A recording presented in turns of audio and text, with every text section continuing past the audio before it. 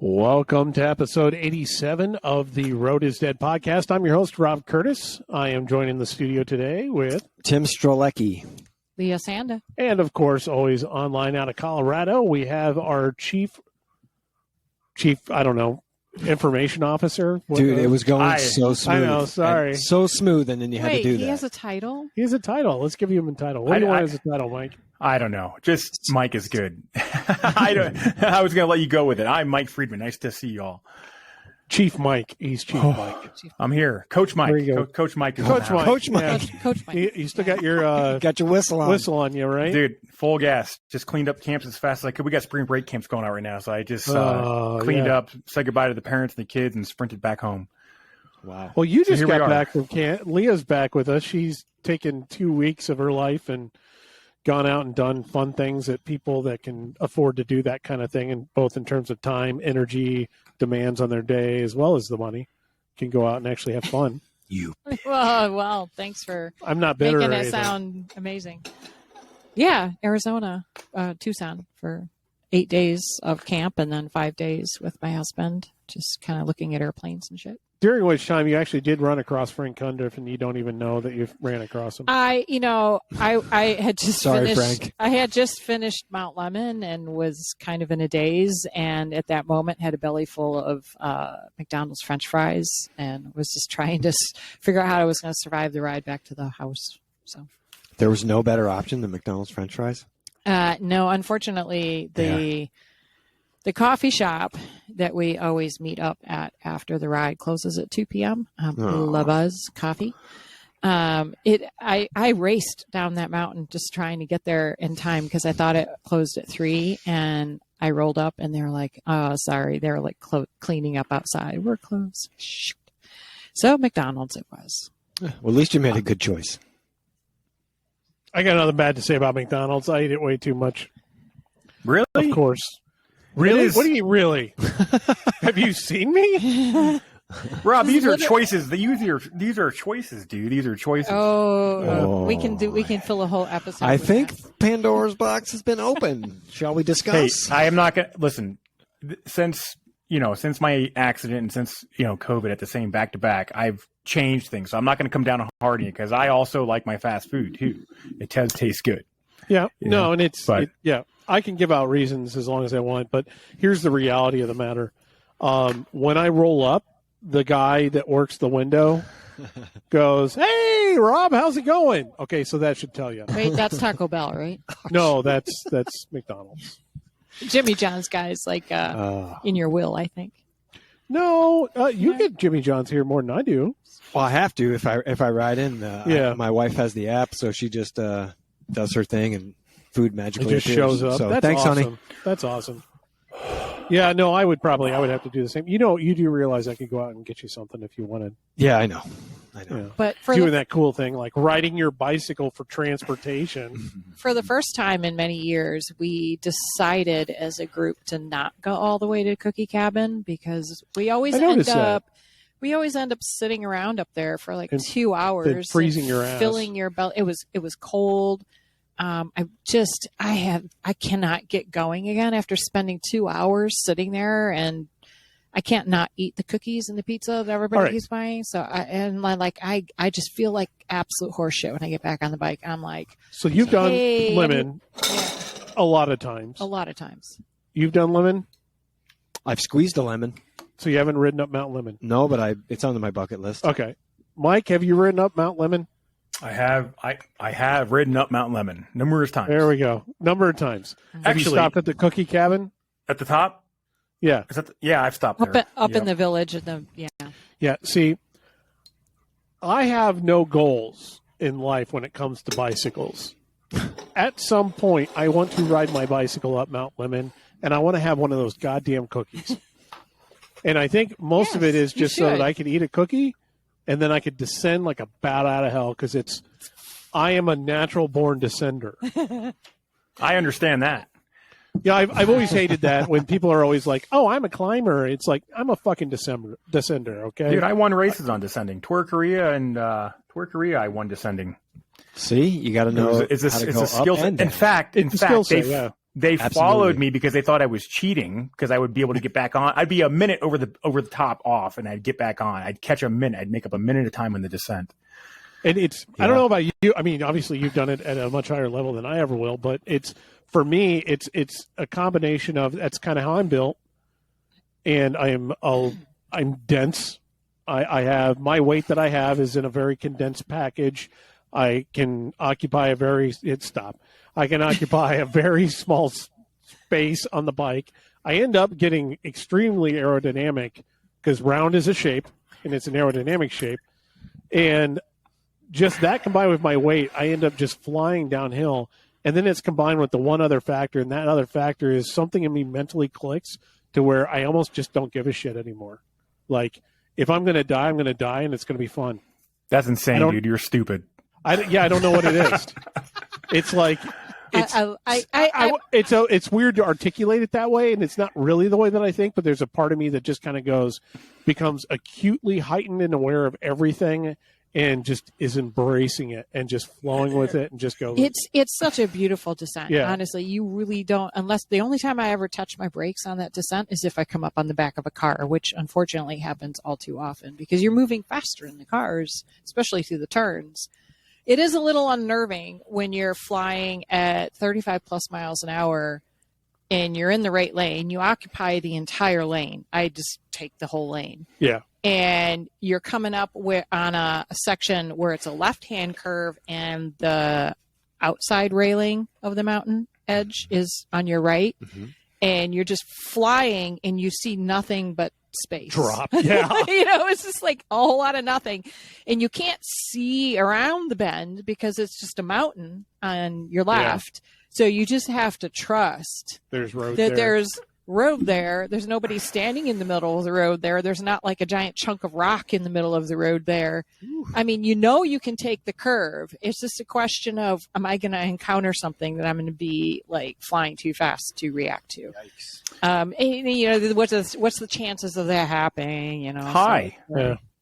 High. I mean, I never take risks anymore in the sense, and I learned that when I was racing. The only time I ever took risks was when I was in the race and knew the road was clear and it was cleared for me. Right.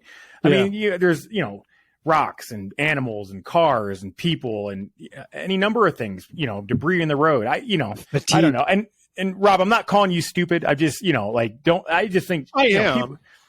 I disagree with that too. But I think anyone who takes risks on a descent, there was a guy coming down. There was a great descent here, Lookout Mountain at a Golden. This guy got down to the bottom, and I was, I'm rolling. I know the descent is pretty clear, but this guy gives up to me, and he's like, "Man, that should be the Strava record." And I just look at the guy. He's like, "You're fucking stupid, man. He's passing cars. It's so stupid. It's so stupid. This is just not worth the risk." Yeah, no.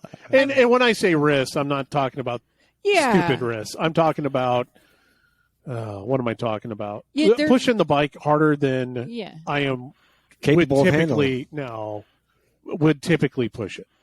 And, dude, I will also say you probably are very aerodynamic because I used to say that I was like, they called me the meatball for a reason. And I used to say I was a raindrop. I was the aero raindrop because look at a raindrop. The shape of a raindrop is round. It's bulbous at the end because you have all the air resistance coming to a point. So you're definitely aero, dude. And I can tuck when descending to the point where I can almost outrun you on some of the descents. I do way more.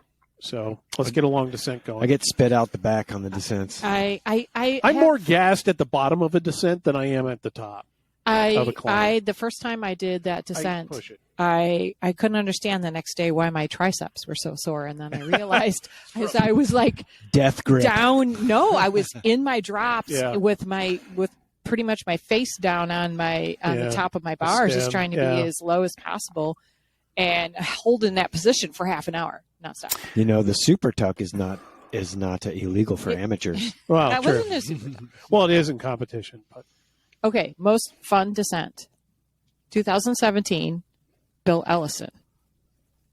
We got to the top of the mountain on the way down. I'm like, dude, I'm going to sit on your wheel, go down as fast as you can.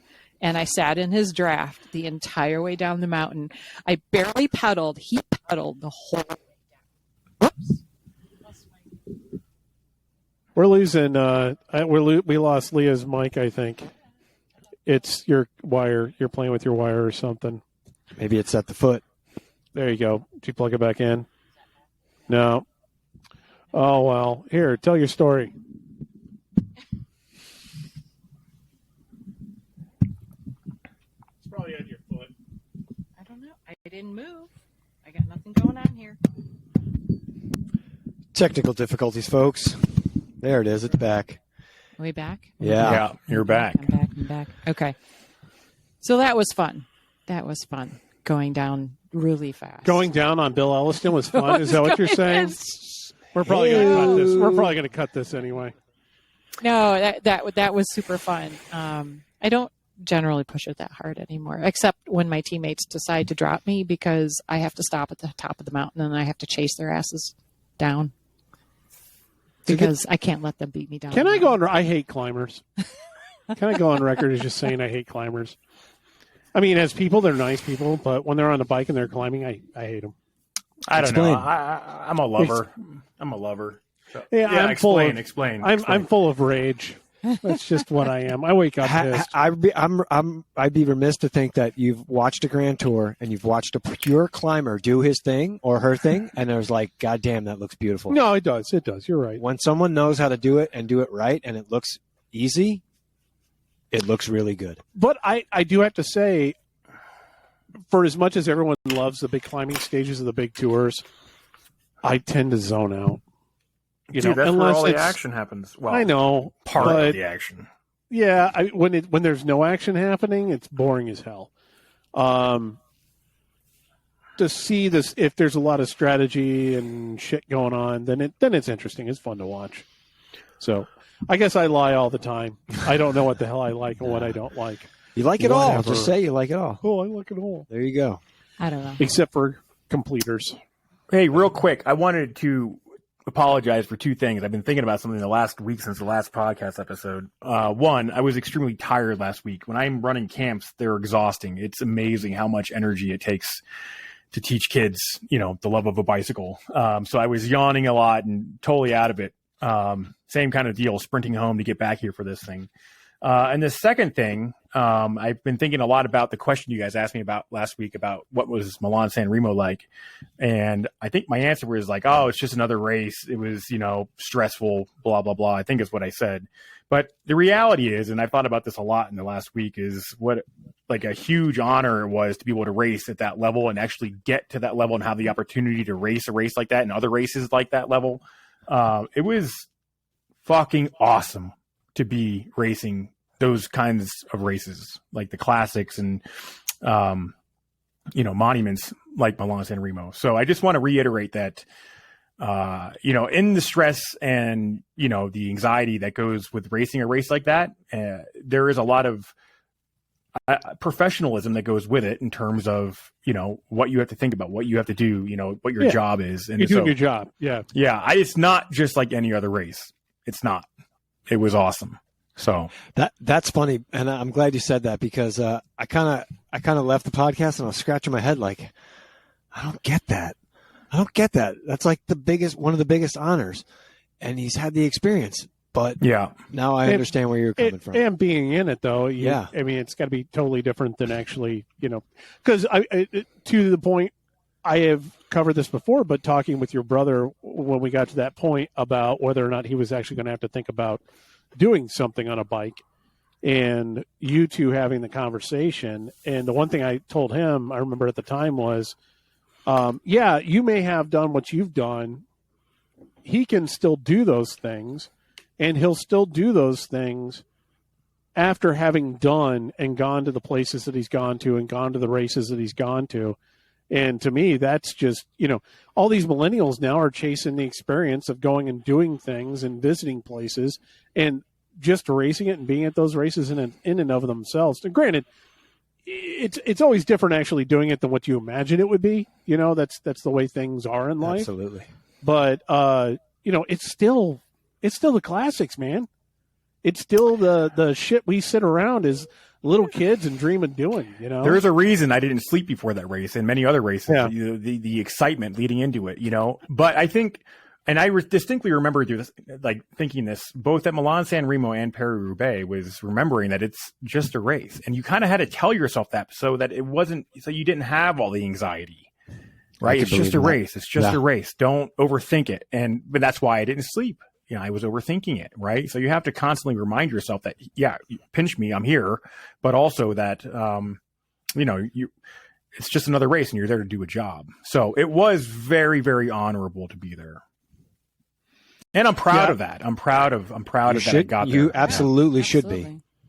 Yeah, So, I think if I ever ended up, if I was ever on the start line of Paris-Roubaix, I would probably have a heart attack and piss and shit myself at the same time. It was Both pretty from wild, excitement man. and from stress. It's pretty wild. Yeah. All right. Well, in your camp and descending and everything, did you see any wild animals? Anything cool? I saw a gecko. Saw a gecko. That's kind of out of place. There were no cougars. They'll be slippery if you hit a gecko in a corner. Yeah, well, no, actually, that was on my hike I did on You saw a Tuesday. cougar on your hike? I saw a gecko. Oh, I thought you said They have coyotes down there that like to sleep on the pavement on the to bike warm up. trails. Yeah, you'll just like roll by them and they just kind of look at you. It's kind of cute. Bite your You're face like, off. is that somebody's dog? It's like, no, Oh, it's a yeah. coyote. Coyotes I always do a double It take with makes me coyotes. nervous. They're sized just right to where you look at them and you go, that looks like a dog, and then you go, that looks like a very skinny dog, and that kind of looks like a hungry dog. Coyotes got a little bit of mange to them. Yeah, They're mangy looking. they got that weird kind of Yep. gait to them that makes you go, that's not a dog. It's quicker than a dog. Yeah. Somebody saw a snake when we were rolling down the trail. I missed it. Well, hell, I see don't know. snakes here. I don't know. Believe it or not, I'm in Elgin, Illinois. But they don't rattle. No, Yeah. no. The ones we see here are those garter snakes, whatever. I'm in Elgin, Illinois. I'm in the middle of a very populous area, and you would think that there's no wildlife or anything. But by God, we have so much wildlife in our backyard. It's just mind-numbing. The number of raccoons we've had through there. I've got a possum right now that likes to hang out back there. Possums, when you get up real close to them and look at them, they are some of the most disgusting-looking creatures on the face of the planet, in my opinion. But they do eat ticks, and they're nice and whatever. But, skunk, coyote have come through, or what do we call them here? Not coyote. Fox. God, what the hell do we call them here? We call them something else. But fox. We had a fox show up on our back porch last week, and Julie's got a couple of really cool pictures of it. But she's like, I don't know. It looks so small. I'm like, that's the size foxes are. They're like kind of like a smaller dog, And there's times I've been going down the Fox River Trail and been like, that looks like a dog. Oh, no, wait, that's a fox, And it's just cool how we're in the middle of the city and yet nature still finds a way. We're in their space. Yeah. Yeah. Oh, 100%. And it's And we're on getting the worse edge and of worse and worse. civilization, Yep. It's getting worse and worse and worse. I mean, in terms of our encroachment on animal life. I mean, you have the mega cities, you have the mega farmlands, you have the suburbs, you have all the highways, all the roads. When you fly across this country, you cannot look down and not see infrastructure anywhere. Yeah. It's just infrastructure everywhere. Sure, some is more dispersed, but it's constant. And then when you fly over Chicago, it's insane. All the materials, all the resources, all the crap in people's homes. Like, you think about how much crap is in your house, and then times that by 1 billion homes. It's insane. Yep. Anyways. Yep. Sorry, I had to check. Weird messages coming in. I totally get it. But if you're like from New York, and you jump on a plane, as far as you know, there is absolutely nothing between that and California. So that's the way how New Yorkers view this country. It's flyover land, as they call it. So anyway, I'm from New York. I know. Me too. Somehow I landed here. I went to high school in New York. What part of New York are you from, Strelecki? Long Island. No shit. Yeah. Yeah, that's where I'm from I was born in Western New York, but my father's family grew up in Long Island, and I spent a lot of time growing up in Long Island. Yeah. Where the hell were you born in Western New York? Dunkirk. Buffalo? Dunkirk. Oh. Fredonia area. Oh, Fredonia. Yeah. Yeah. North Shore, Long Island. Little sleepy town called Port Jefferson. This is the part of the conversation where Leah is completely checked out. She's just like, whatever. I don't know anything about the Northeast. Like New York, there's that little thing that dangles off of it. That's Long Island. Do you know it was bought for a very small amount of money? Anyway. So, a couple things on today's agenda. Now that we're 20 minutes into this, I just received a voluntary recall. I wanted to pass that along. Open frames. If you are riding an open bike, any other gravel or road bikes that are running Campagnolo Ekar group, turns out the transition for the brake hose goes into the frame. They have a piece on the frame apparently that can cause abrasion to the brake line and can theoretically weaken it and or cause a failure. And they have issued a voluntary recall on that and told all users to stop riding their bikes immediately because this can result in a brake failure. At the same time, they're like, yeah, well, we're, please bear with us. We're trying to get all the replacement parts out to all the dealers, and they strongly advise all the dealers to be the ones to actually do the work. So if you are riding an open frame with Campy Ekar, and I know a few of you gravel guys and gals that are super into being trendy probably are, you're going to want to be aware of a rear hose issue going through the frame. Outside of that, I have a word written down, and this one is going to be Tim's. Don't you want to talk about your I'll hit valve that after. inflator? I'll hit that afterwards. Well, you're going from tech to tech. All right, let's do tech. Fine. This is my favorite. That way I can zone out when we actually talk about racing thoughts and tactics. Oh, stuff that actually matters? Things that involve winners. Not my cup of tea. Okay, so apparently Jumbo Visma is racing on the CAPS system for Dwars Vlaanderen. Way to Americanize it. That's me. Close enough. It's like saying Pogacar, It's Pogacha. Pogacar. Yeah. Dwars Vlaanderen. They're going to be testing out the system. The CAP system is a kinetic air pressure system, KAPS. And what it is it's a hub that has a pump mechanism in it. And it is connected from the hub directly to, it has a hose that goes directly to the tire valve on the wheel. And it will constantly monitor your pressure in your tires and display it on your computer. And then you have a remote on the handlebars that allows you to drop the tire pressure or raise the tire pressure. And the pump in the hub runs off of a battery, apparently. And you can save the battery by turning the system off. But you can, the idea being that this allows riders to be able to drop their pressure before heavily cobbled sections, and then allows them to bump the pressure back up for the road sections. And the reference that was cited was that Lizzie Digum, when she won Paris-Roubaix, finished the race on 33 PSI. So they're running lower and lower and lower pressures. We know that they're running wider and wider tires, and that's how it's been going. So they're doing more and more of that, and it looks like this system is allowing them to drop and raise the pressures. All right, we're back to had some little difficulties, but I was talking about CAPS, the kinetic air pressure system. So here's a system where you can drop the pressure for all the rough spots, raise it back for the road sections. Game changer, not a game changer. I like when tech kind of rears its head. It's not just about the athlete. What was that all about? What was that? I was waiting for you guys to attack me. Well, I'm waiting for you to finish your thought because I have thoughts, but we're waiting for you to finish your thought. Is it all about the athlete? What do you think about a system like this? You hate it.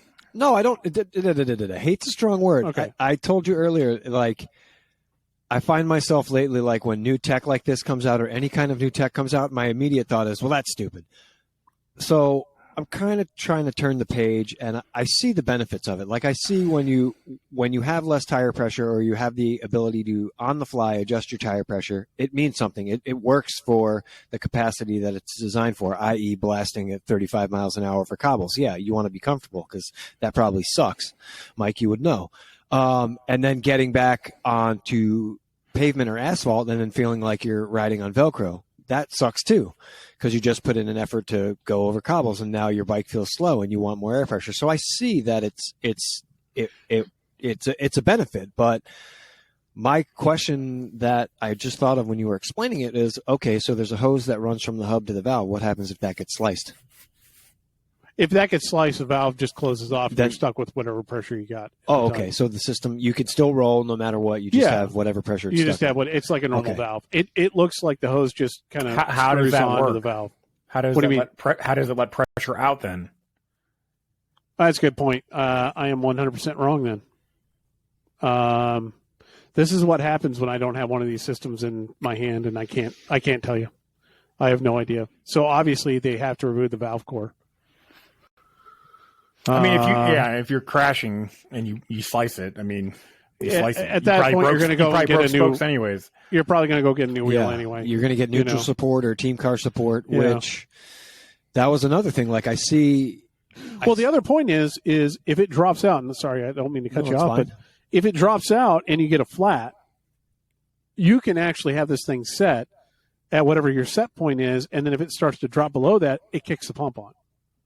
So it tries to keep your flat going for as long as it can until the battery runs out or whatever. Or you can get a team car and get support or whatever. You can get to a point where you can actually get a wheel, I would assume. That I would see as a major advantage, especially in these days. In my opinion, it's not a big secret that we kind of screwed the pooch when we went to disc, and we eliminated the ability for teams to do fast wheel changes, and it's dynamically changing the race. Now, granted, they jump out now with an impact driver, and hopefully all the axles are set, everything is all right, that they can do one quickly, but it's still painstakingly slow. It's not what it used to be. What I see now in the majority of races that I've been watching in the early season is depending on where the team goes, they don't even bother. They just get a new bike. Yeah. And then get on their A bike again when it's repaired. That's sad. It's sad. I think something is changing in racing by doing that. But then what am I trying to fight for? Something stupid? I mean, who cares if that era is done? I don't know. Mike, what do you think? I think that of all the things that make a difference in your performance that we've been talking about recently, like the Super Sapiens tag last week. Was that last week? A couple weeks ago, yeah. This has a far larger performance-altering benefit than that device ever will. Ever, right? If you can change your tire pressure on the fly and have a device that alters that without having to stop, and not everybody has one, that is a complete advantage for someone else who has that. Also, depending on the weight of the thing and without knowing the data, you have a mass at the center of the wheel. Right? So once you get it up to speed, it maybe stays at speed easier. I don't know without looking at the device. But it's probably not that heavy. I can't imagine they would even run if it was that heavy. It doesn't look like it's that heavy. So, but that being said, my point still stands. Like, the Super Sapiens device is just collecting data. This is actually physically changing the parameters that you start the race with. It should be banned by the UCI based off of, like, banning the Super Sapiens thing. It's stupid. I like the idea. I think it's brilliant, and I'm not bashing that company's product. I think it's an awesome idea, but I do think it's an unfair advantage, way more so than Super Sapiens. Is it any different though than you're saying changing the parameters after you start the race? Is it any different if you were to go and grab a backup bike that's got different pressures on it? Yeah, because you don't have to chase. Go and get There's no chase. You don't have to stop. You don't have to chase. You can alter the actual bicycle on the fly, which is awesome, but it's unfair. So. I think this is huge if you're descending and it starts raining. Yeah. One little squirt out, one PSI out, so you have For traction. sure. There's another, that's a great example, Tim. Yeah. Or if it just, even if you're not descending and it just starts to rain and you're making your way through a town where there's a lot of corners and a lot of left rights and a lot of paint on the road and oil and whatnot. If you want to drop your pressure, boom, there you have it. So I kind of see what you're saying, Mike, as far as it being like almost an unfair advantage. But it's only unfair if not everybody can get it, right? Well, the team with almost the biggest budget in pro cycling is the only team using it. No, they're not the only ones. It's been used in the past by other teams. They tested it last year, and the teams that were going to test it, I can't remember what team it was, but they dropped it. They decided not to use it in the races themselves. It seems I like think it was too much of a pain in the ass, I think. And it seems as though Jumbo is doing it this weekend to test, to see if it's going to be worthy enough to be able to use in Tour of Flanders and Paris-Roubaix. See, these are. I mean, I don't understand how they can. I mean, honestly, how can that be legal? How is it underneath all the other stipulations, socks, and again back to the super sapien things and all the other things that are legal and illegal? How is this device legal? I don't understand. And like to me, it's like changing gears. I don't want to take away from the sport of cycling, taking away awesome tech.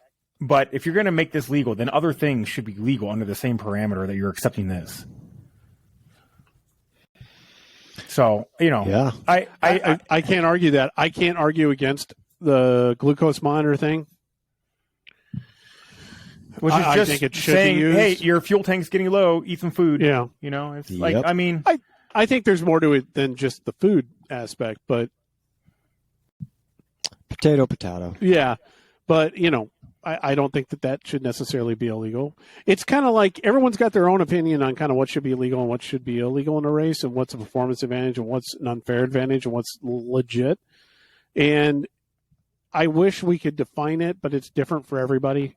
Like if I look, it's kind of like one of those, art when you look at it kind of things. Cause it's like, when you look at some of those frames that came out in the 90s, that eventually pushed the whole, okay, we're going to come up with this whole diamond shape, here's the ratio widths and everything for the tube sizes, and all those rules and regulations were because the bikes started to not look like bikes. It's an arbitrary rule. It doesn't have anything behind it, and all it does is really destroy the possibilities of where the technology could have taken us. But at the same time, I'm totally behind that rule because I do like bikes looking like bikes. I do like bikes riding like bikes. I didn't necessarily want to. I mean, when they had those, I don't know if you guys remember, but they had these bikes that they put out for the '88 Olympics in Seoul, and they did a lot of coverage of them beforehand, and they were monocoque, bikes, looked slick as hell. As a kid, I thought those were like the bee's knees. I thought that was going to be. I can't wait to see what's going to happen in bikes here in the future. And oh my God, we're going to kick everybody's ass because these things, you can't beat something that's designed by a computer. That's got to be better than everything. I mean, screw the actual athletic competition. We're talking tech here. So there's part of the little boy in me that wants to see that kind of tech, still kind of evolve and change. Mm-hmm. But, is this really an issue of where does it change the sport? Where does it start coming in and changing the sport? And Mike, are you saying that something at this level is actually changing the sport, changing the racing? No, it just definitely gives an unfair advantage if you can change your tire pressure on the fly. It's just the advantage. Doping is an unfair advantage, right? Having a different tire casing, is that an unfair advantage? No, because anybody can access that, and it's based off your sponsors, right? So I think this device I know has been approved for use in UCI races. The UCI has said okay to using it. So I would think, and making an assumption about the UCI means you're always going to be wrong, but I would think that would mean that some assessment of availability to other teams has taken place where they're like, yeah, other teams can use it if they really want. There's reasons why they didn't use it last year, And I'm going to reiterate, I don't want to poo-poo on cool new race tech, but if you're going to make this legal, then other things should be legal so that other people can use those same devices without getting, relegated from the races that they just did an amazing job at. Well, how So- about what happened the week before with Wout taking a mechanical assistance I saw that. towards the end of the race? Chain lube, right? There's a very, very distinct rule in the books that says you can't have a mechanic hanging out your window within the last however many kilometers of the race, giving you mechanical assistance. You have to come to a stop.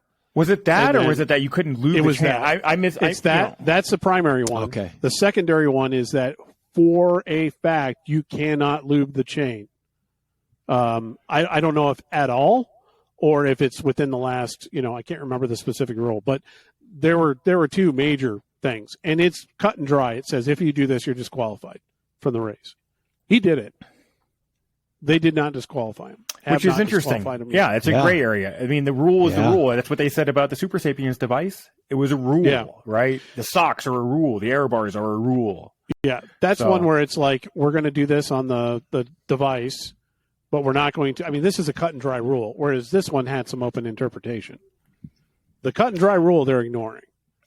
It is interesting. I mean, if it had been someone else, would they have enforced that rule? For sure. I bet they would have enforced Yeah, it. I bet they would have. Wow. It's like, Yeah.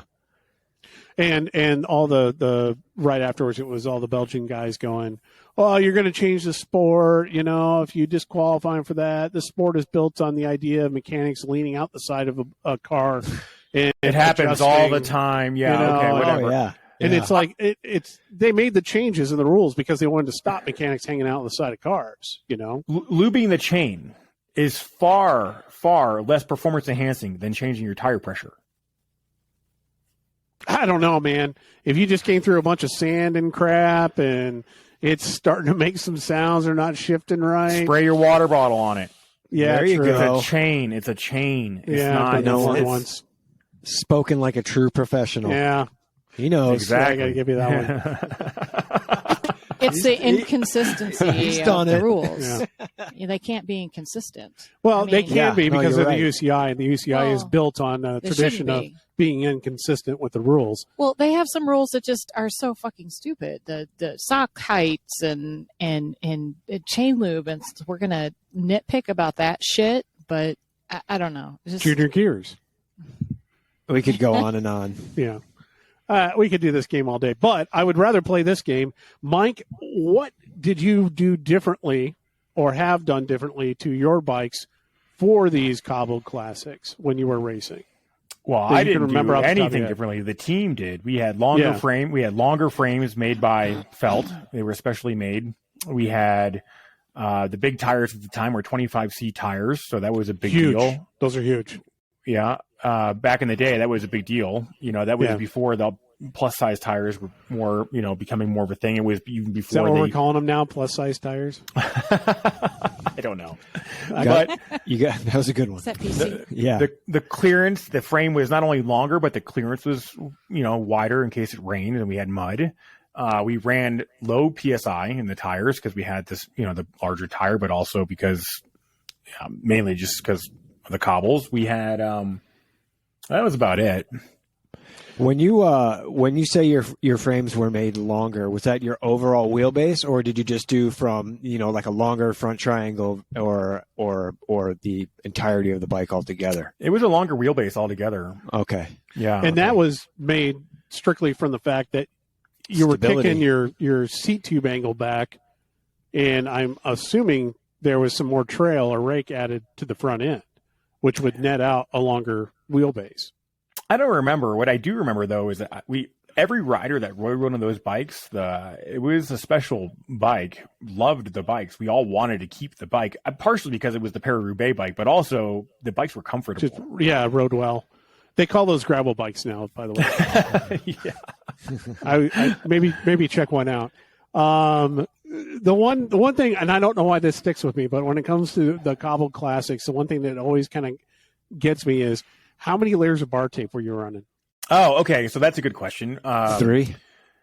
I had this gel that I put underneath my bars that no one else had. So I'm sure the UCI would ban that if I knew I had gel underneath my pad. That's standard issue now. But no, go ahead. What were you going to ask? No, I was just going to say you'd be over the weight limit with the gel wrap. Yeah, I taped my fingers Which I don't know that was a good move. I think I actually pulled that off in the middle of the race because my fingers wouldn't. I was trying to control the vibration, and when we pre-rode the cobbles, my hands were exceptionally sore just from like the micro vibration. The joints, yeah, all of them. So I taped them, and that restricted movement, but it also restricted the ability to actually have the vibration distribute that vibration through my fingers instead of just it was not into your hand. Yeah, it was not a good thing. Restrict you your guys. circulation It's a funny little bit. every time we do these podcasts. You guys, you ask me questions that I'm always not necessarily prepared for, which is not a bad thing. I just have no idea what we're going to get into sometimes, and it's funny to like be put on the spot to think about stuff because I haven't thought about that stuff in years, right? I mean, once it's I move on. You're doing other things. It's not my main focus anymore. But how many layers? A bar tape? I think just one. Just one. That's a man right there. Yeah, because That's a man. Everything I've ever seen, they were all doing Chinelli, Cork, and they were doing. Most of the guys were doing. At Even least two, Boonen has like 2 to 3. Boonen ran 3 at one point. That's why. Because he didn't have the gel, dude. He should have just used mountain bike grips. Yeah, right at that point. And now we've got these like 4-point-whatever mil thick lizard skin stuff. That's comfortable. God, if you ran 2 of those, you'd be like, it'd probably be uncomfortable. Too much. So it sounds like we're okay with the different bike brands will come to Paris-Roubaix with a special bike that they think is going to somehow give them a little bit of a competitive advantage. And that's always been going on. You've got the felt track bike. You got all of this happened, but we're not okay with. At certain point, it becomes too much. I don't know. Mike's not okay. I'm okay with it. I mean, how do we draw? Where do we draw the line? Because obviously the UCI tries to draw the line and say, all right, that's. I understand that's faster. But we're going to draw the line. Usually they'll do it based on safety reasons. They'll quote whatever they want. Yeah. They'll sometimes just be like, well, we want to control, it's not fair to other teams. They don't have access to stuff. Sometimes they'll pull out the whole affordability thing. Right. I draw the line at motors. Not those teams. Not the teams at Paris-Roubaix or Milan-San They have the budgets. Any team that's doing that has the budgets. Well, when you guys got that custom bike made, did you ever have to get that cleared with the UCI before competition, or you could just roll up with it and be like, "Here it is. This is what we have," and then they manage it after the fact. Any bike is subject to inspection at any time. Well, anything has to be UCI approved in a UCI race, right? Now it does. It didn't have to be. Frames and wheels. Not back then. The rule I thought used to be you had to be able to purchase that product on the main market. So I think they actually had to sell some of those bikes, where the idea was to maybe not at the time, but you had to it was going to go to market with it. You had to be accessible. Maybe they were like the NASCAR thing where they were wanting a particular like NASCAR setup, so they would have to offer that one version, and they would make like 50 of them. It probably was. They were probably riding felt cross bikes. Yeah, they were riding felt gravel bikes before they were gravel bikes. Oh, here we go. I do like, if you look back at Paris-Roubaix Tech, going back through the ages, they've got some great stuff in there that they've been testing for years and years and years. And it's funny to see it kind of come full circle, because Le Mans tested putting an elastomer in the rear triangle, right where the wishbone kind of came back together. You got an elastomer in there, and then Specialized turned it into Zerts. Make that money. Hey, did you see the new Specialized frame? I did. Okay, we can talk about that one later. I did. It's also part of the seat tube. Did you see the Trek recent? I saw someone sent me an ad for the Trek and for road bike and their mountain bike, dude. $17,000, $18,500 for a fucking bike. You're kidding It's me. never going back. It's never going back. I mean, Sounds that's the like high end bikes, but man. Put me on my giant Rhinecon with 8-speed and let's fucking go. I don't disagree with you. I think the big thing to me is, it's like, if you think about it, our industry, we've never had that top tier of bike has always been remotely affordable. Right. So like, if people wanted to get into it, they could go and buy the best of the best. If they, scrimp, stave, whatever, but it was usually within reach of most people. Not anymore. But think about like cars, or any kind of motorsports or anything like that. Sure, the vast majority are kind of race ready level type of equipment is mostly within reach. And there's always going to be top end, like supercar, extremely unaffordable kind of stuff out there. Are we just moving to that era for this industry? Is there just going to be supercar level bikes that most of us will never have a chance of either owning, riding, or being a part of? But yeah, I mean, some people can afford that stuff. Great. That helps fund the industry and pushes the tech farther, right? But then at the same point in time, the average person is never going to buy that bike, right? So you're going to buy a lower end bike, but it doesn't mean that lower end bike is any slower. I mean, maybe it does to a certain extent, but it's really a lot about the rider, as you all know. Bingo. The rider and the ride, Bingo. how it handles, things like that.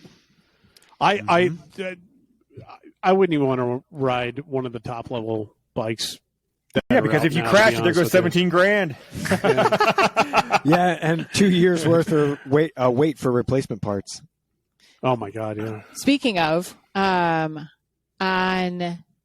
I drove up Mount Lemmon with my husband a few days after camp, and I saw a guy riding up the mountain on an old steel Schwinn down tube shift bike, no helmet, just looked totally old school, like out of one of the 80s movies. It just was had a cap awesome. on, some leather fingerless gloves, some brown totally. shoes, toe clips, crochet back. Yeah.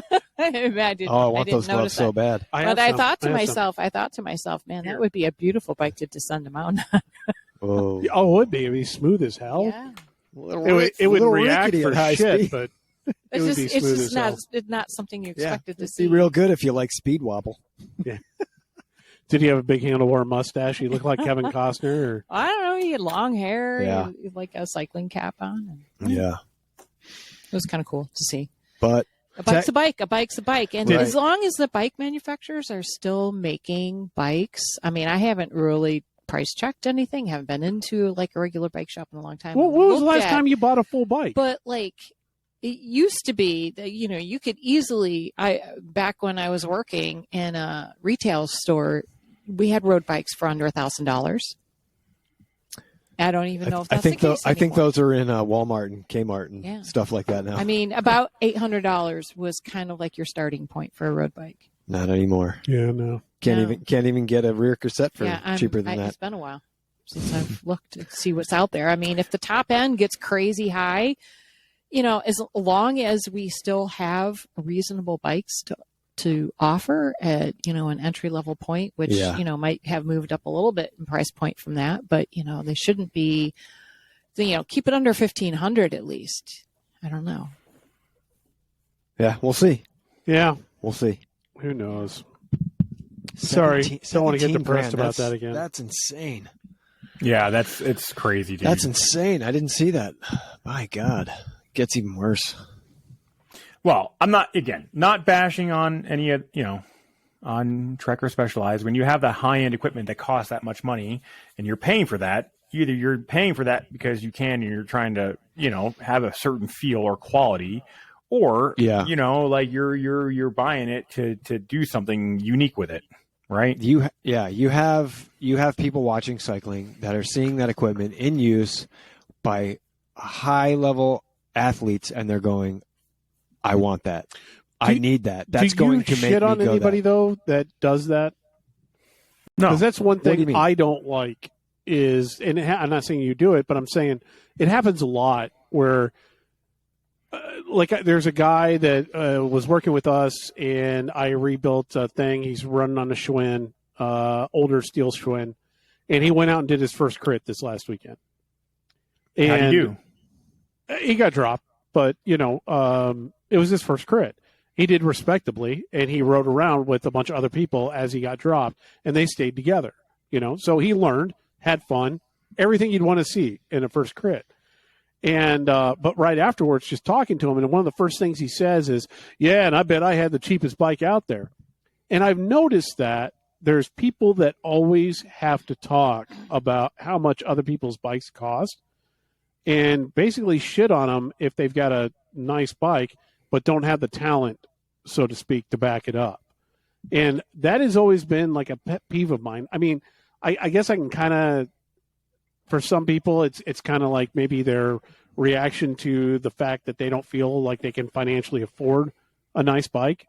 But I've never really felt like I shit on people that just buy nice bikes, regardless of their riding level or ability or anything. I think it's cool, and I think it's cool when they get them.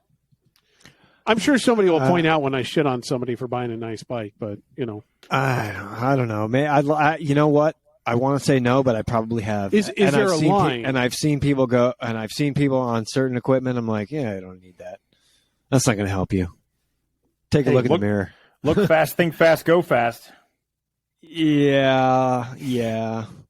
If you think I'm going to back out of this. That's a real thing. That's a real thing. I mean, if you I've used it myself.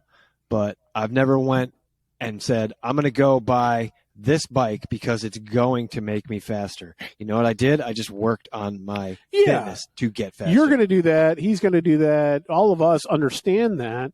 But for the person that isn't necessarily going out to compete, but sees that $17,000 bike, is mildly interested in riding, and has the disposable income to just make huge purchases for like them, that, then it's just an experience. Yeah. I want to experience a top end bicycle or piece of equipment and see how much I enjoy it. That's fine. I'm not going to shit on somebody for that. Is it like a knife through the heart if you find out later that they never ended up riding it, they rode it like 3 times and then hung it up? Then they wasted their money. That's on them, not me. I don't give a shit. I don't give a shit. I really don't. Like you roll up to the start line of a crit and you see all these bikes on the front row that are way better than yours, and then you find out that 3 or 5 of them got pulled from the race, and you're like, good for you. There are always people that get gear intimidated. I don't understand that. I used to be like that. And then it was like, oh, wait, I figured it out. But it's kind of like it goes along the lines with me with the whole, after a race, people would always be like, oh, that guy that was on that red Trek or whatever. Yeah. I never noticed the bikes. The only ones that I fear, and I'll still fear to this day, is the dude that rolls up to the start line with hairy legs. They're good. No, I'm not. Well, anyway. I used to feel like when I first started racing in triathlon, I used to feel like if I wasn't good enough or fast enough to deserve a hand bike. I could have bought a big fancy bike for triathlons, but I'm like, well, I'm not good enough for that. I didn't feel like I deserved it. And I didn't want people looking at me and scoffing and being like, you don't need that bike. I went through a similar experience when I raced triathlon. I was like, I think I'd be embarrassed to show up on all the expensive stuff. And then I don't know. My attitude just kind of changed, especially when I started working in a bike shop, and just literally just seeing the joy that people had to buy something that they thought was super cool. Yeah. And I was like, you know what? That's awesome. Who cares? If it makes you happy and you can afford it, then yeah. Go for it. Absolutely. Go for it. Yeah. To each their own. I do that a lot when I see people comparing bikes, and they're like, should I get like this one or should I get that one? They got their reasons behind all of it. And they're always looking for like some sort of weird technical guidance from me, where I'm going to be like, well, you should go for the one that's got it. Good components are good components. It always comes down to me. I always just say, buy the one where every time you see it, it makes you want to do nothing but ride it. Yeah. Even if it's because, and I used to have customers that would come in and they would be kind of embarrassed. Sometimes they'd look at me and say, is it really bad for me to say I have no idea about what's on that bike, but I like the color and I want to buy it because of the color? And I'm like, it's a great reason. It's a great reason to buy it. How many times have you bought something in your life based solely off the color of it, whatever it is? Yeah, cars or you name it. Just like, Yep. yeah. So buy the one that makes you want to ride it. Yep. Yeah. or Talking about bikes. or get a bike fit first and then put that to something that is going to work well for you. I mean, I have the Gucciest damn bike that I think I have ever owned now. Which for one? My new Your road Chapter bike. 2? My new Chapter 2. It is sexy as hell. It's the fanciest ass bike I have ever owned, and I'm like, shit, I'm 55 years old at this point. You know, it's like, yeah, who cares? Better late It makes than never. me happy. It's pretty exciting. Yeah. I have, on that note, I have a Trek boon that I finally bought, and I've been riding and doing the gravelly thingy and the crossy thingy. And I finally decided, I've been trying for 3 years to get Shimano GRX Di2.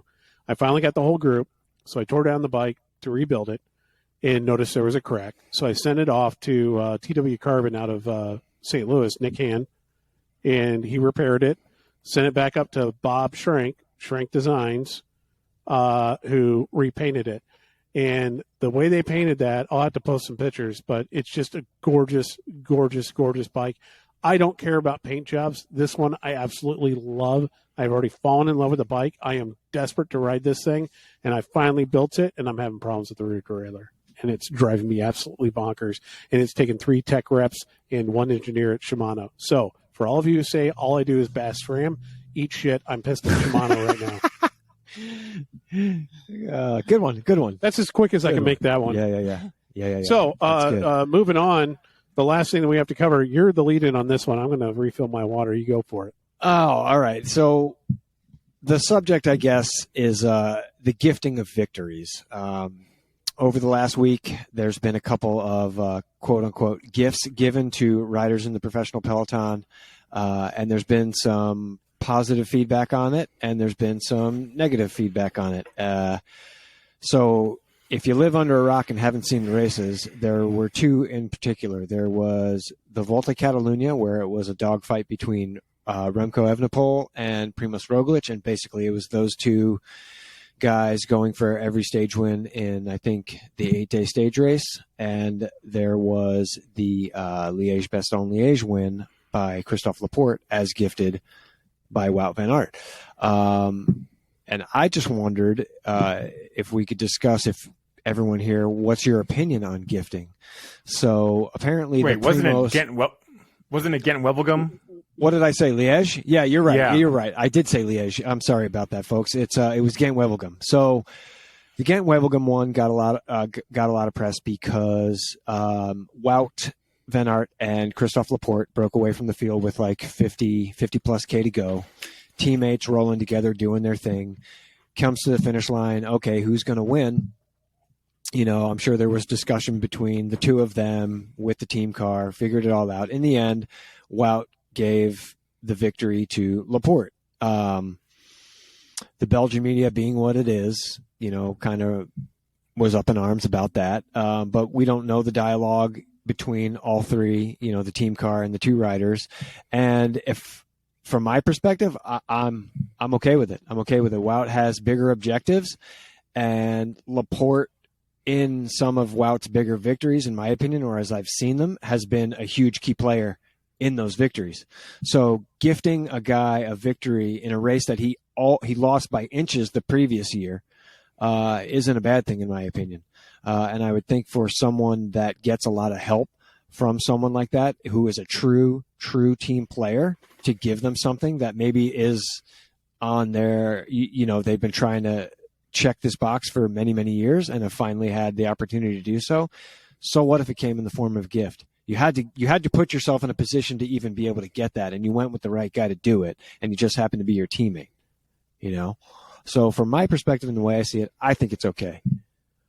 And then on the other one with the Primoz and Remco fight, they went back and forth, and it was the last stage, and it was like Primoz already had the overall wrapped up, and he just kind of like sat up and let Remco take the victory for whatever reason. Like, you can have the victory, I've got the bigger fish, you know? So I'm okay with it. What are your guys' thoughts? Have you ever been in a situation like that at all, ever, Mike? In a domestic race, in a world tour race, anything like that, or where do you kind of see it? I don't remember exactly. I do feel like there was where there was some like you win, or you win, like, I mean, not back to back to back, but like I do kind of remember crossing the line with a teammate and having a conversation. I think that it shows a true champion out of Wout, because I think, like you said, he wins everything. The guy wins everything, and he's capable of all things. He's just going to win it next year. Yeah. Like, I mean, I get the idea of having to sprint for the line and, and that he may have been the strongest rider in the race, but it's his prerogative to give the race away if he wants to. It does not matter what anyone else thinks. It's literally him doing someone else a favor, and it is such a nice gesture at such a high level. I mean, I agree. He's a true champion. Yeah, and then conversely, a few weeks prior to that, in the women's Strade Bianche, you had Lotte Kopecky and Demi Vollering go head to head, teammates, sprint. Lotte, as far as I saw when I watched the replay, Lotte had the lead going in the last corner and starting the descent to the finish line, and her teammate, and they went for it. They sprinted out. So I think that's important too, right? I mean, there's different situations. I mean, there's different situations completely, and I've had to sprint against teammates, I mean, you're still racing. Someone's got to win the race. And in this situation, it's a little bit different. And the reason it's getting so much notoriety is it's getting Wevelgem. Yeah. Yeah, absolutely. Yeah. Absolutely. But I don't mind it. What do you think, Leah? As a spectator, I like seeing it. I like seeing appropriate gifts, Yeah. I think it's a beautiful thing. It's a beautiful, sportsmanship. I sometimes wonder, I mean, if it wasn't a teammate, then sponsors would probably get upset. If it was like, hey, maybe I have the overall in control. You've worked your ass off in this break all day, and I've been sitting on your wheel. You're not my teammate, but maybe I'll just kind of let you go ahead and take the win.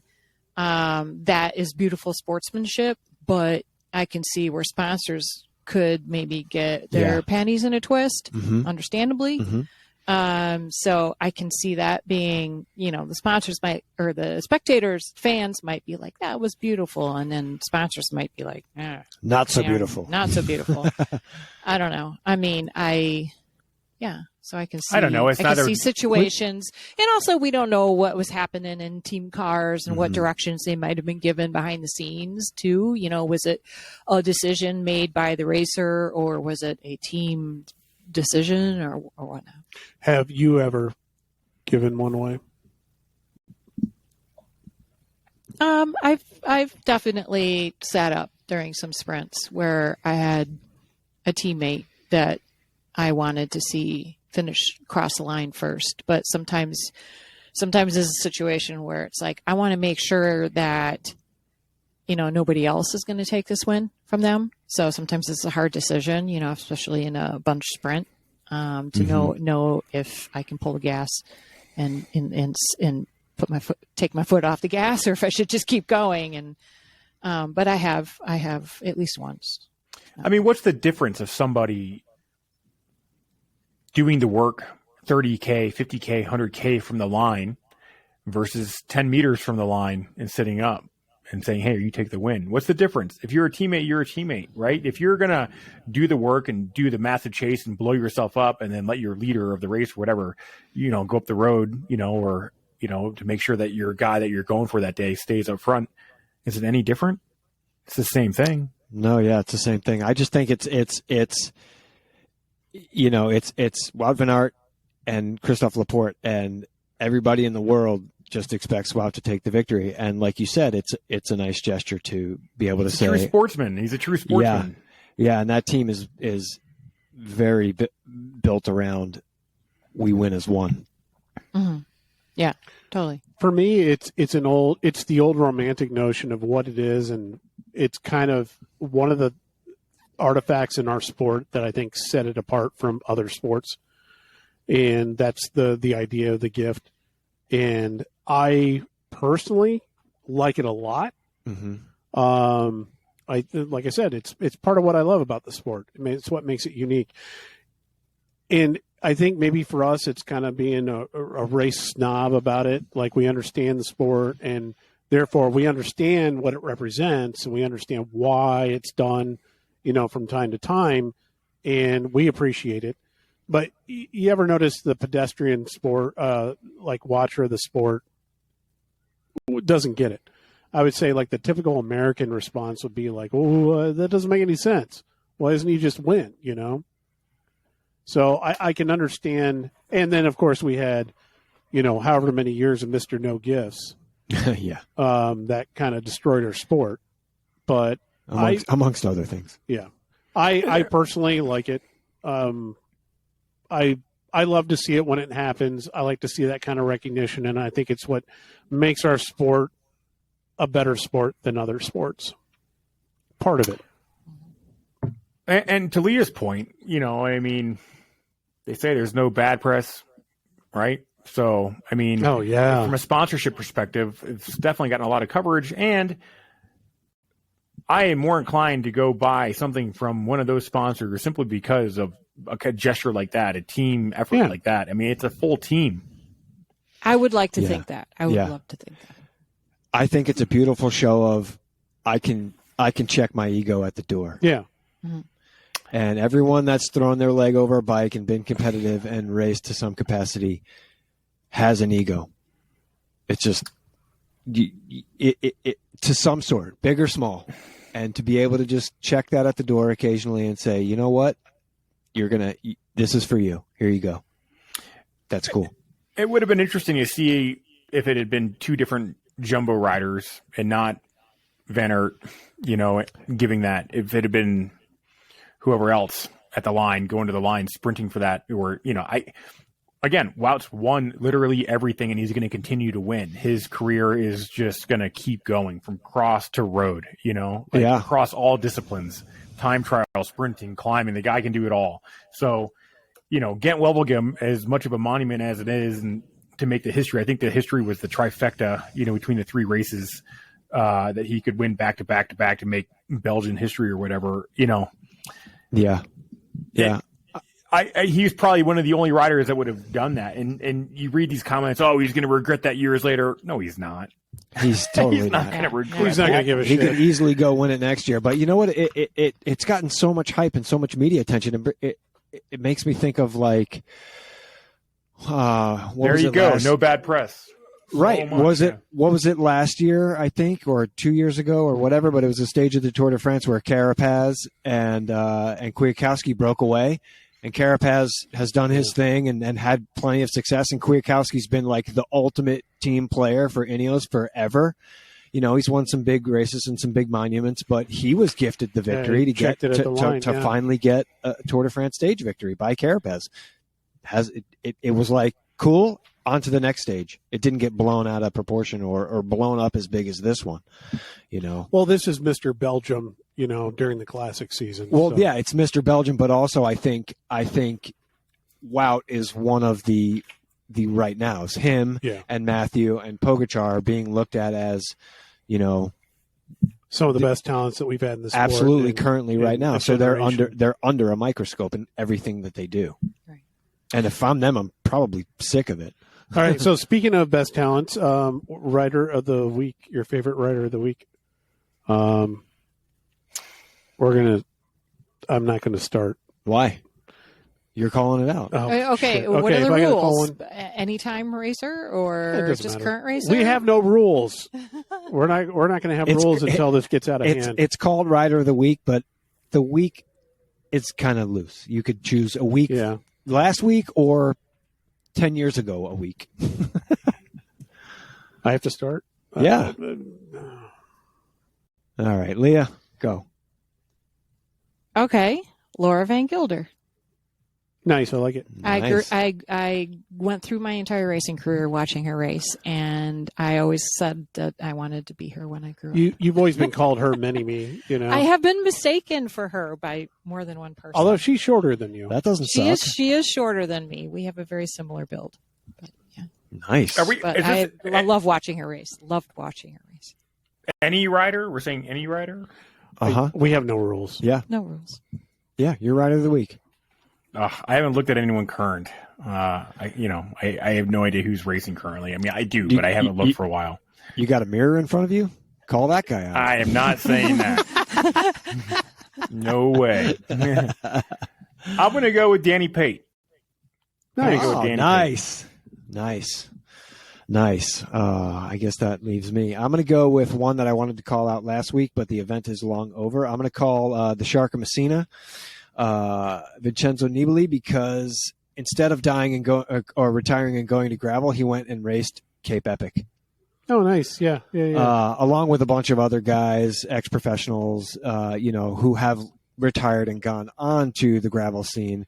Vincenzo gave up road cycling, and then he was at Cape Epic, and I thought that was pretty cool. Can I change mine? Sure, why not? I'm going to go with Brad Huff. I love Danny. I'm going to go with Brad Huff. Yeah, that was a nice way of saying "fuck you, Danny." Yeah. He'll appreciate it. He'll be annoyed that I even mentioned his name, honestly. But Brad Huff gets my vote. Yeah. There you go. Always a good vote. That's not a bad one at all. A very. All right, if I got to pick one, I got to go Alison Tetrick right now. Nice. I don't know why. She's in my head.